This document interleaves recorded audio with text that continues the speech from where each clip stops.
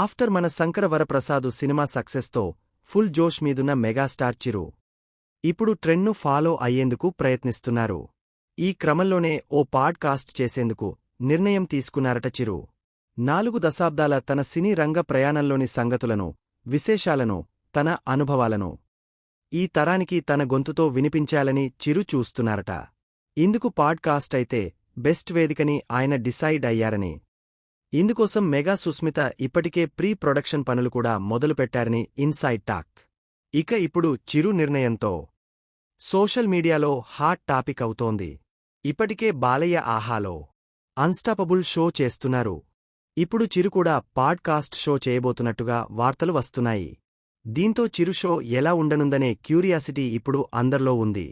అంతేకాదు బాలయ్య అన్స్టాపబుల్ షోను మించేలా చిరు special show ఉండనుందనే కూడా film నగర్లో వినిపిస్తుండడం ఇప్పుడు అంతటా ఇంట్రెస్టింగ్గా మారింది.